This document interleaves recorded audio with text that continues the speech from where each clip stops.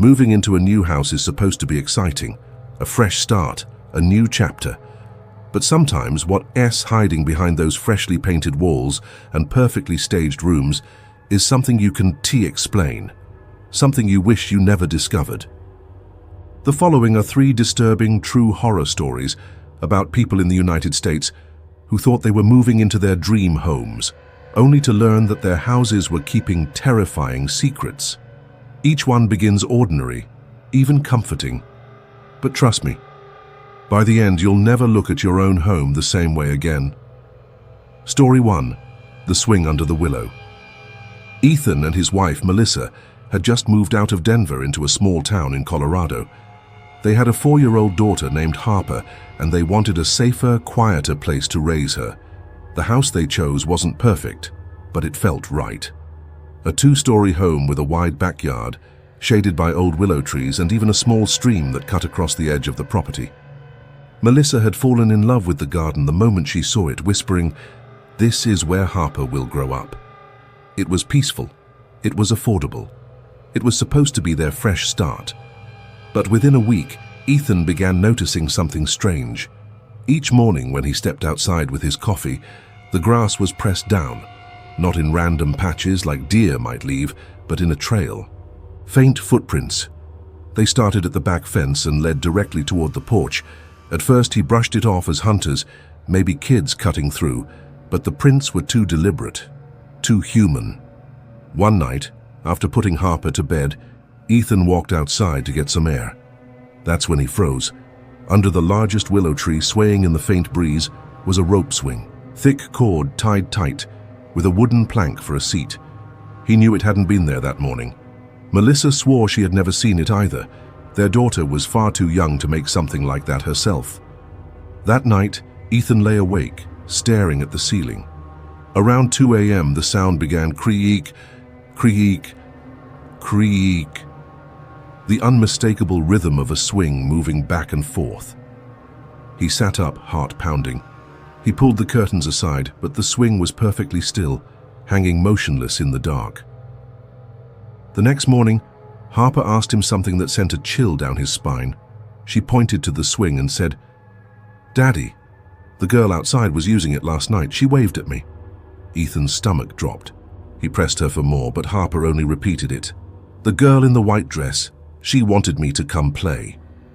Melissa brushed it off as a child's imagination, but Ethan wasn't convinced. 2 nights later, Ethan set up an old hunting camera facing the backyard. He told himself it was just to ease his mind. When he checked the footage the next day, the swing was empty at first.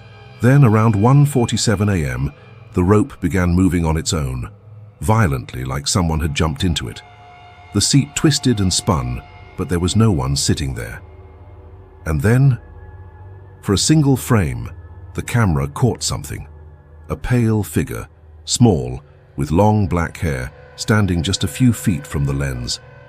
The face was blurred, but the outline was unmistakable. A child. That was enough for Ethan. He called the police, who searched the property but found nothing. They told him the footage must have been a glitch. But that same night, when Ethan went to lock the back door, he found something carved into the wood.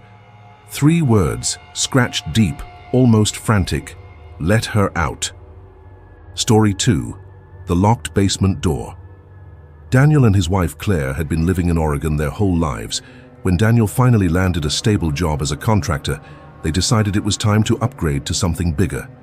They found a 2-story farmhouse on the outskirts of Salem, surrounded by tall evergreens and a wide stretch of land. The realtor mentioned it had been sitting on the market for nearly a year, which explained the good price. Daniel didn't think much of it. The house felt warm, rustic, and had plenty of room for their golden retriever, Max. But on their very first tour, Daniel noticed something strange in the basement. In the far corner, behind stacks of dusty boxes, was a heavy steel door bolted into the concrete wall. It didn't match the rest of the basement. The realtor claimed it was just storage and changed the subject quickly. When Daniel tried the handle after moving in, it wouldn't budge, locked tight. Weeks went by. Life was normal, but Daniel couldn't get that door out of his head. Every time he went downstairs for tools or laundry, he felt drawn to it. One night after Claire went to bed, Daniel decided to try something. He grabbed his drill and started working on the lock. It took nearly an hour, but eventually the door gave way with a loud metallic snap. Behind it was a small room, maybe 10 feet wide. The walls were covered in photographs, old black and white pictures, all nailed up in crooked rows. The faces in the photos were scratched out with deep, angry gouges.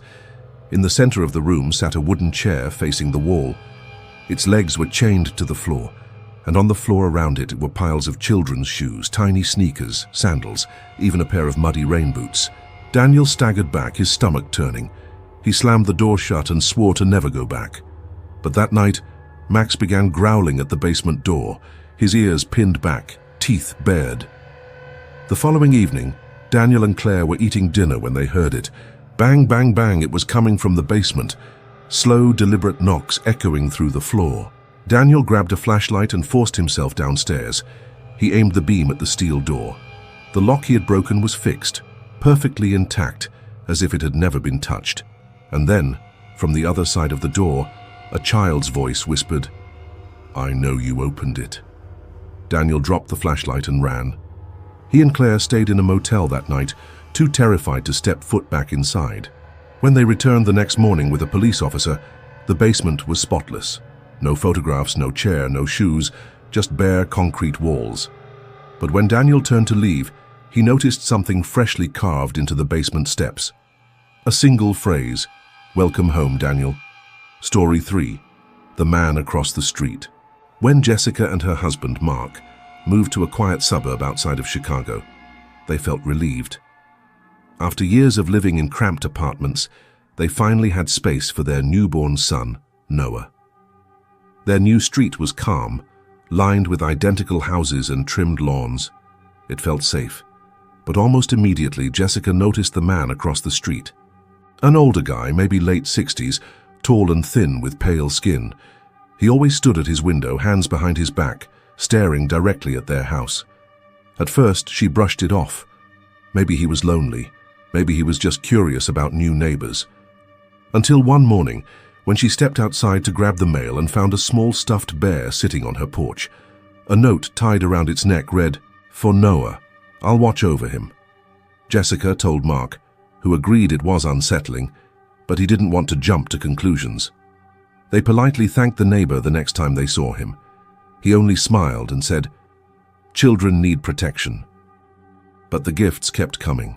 A rattle, a blanket, even a pair of baby shoes left neatly at the front door at night. One evening, Jessica awoke to Noah crying on the baby monitor. She rushed to his room and froze.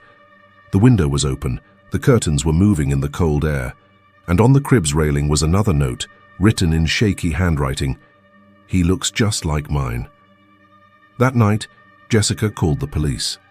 They searched the neighbor's house across the street. At first, everything seemed ordinary, until they went down into the basement. There, built into the far wall, was a small square window facing directly into Jessica's house.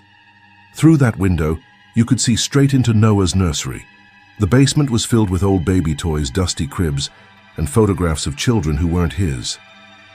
The neighbor was arrested, but Jessica never shook the image of him watching from that dark window. Even now, years later, when she tucks Noah into bed, she swears she sometimes sees a pale figure in the glass, smiling back at her,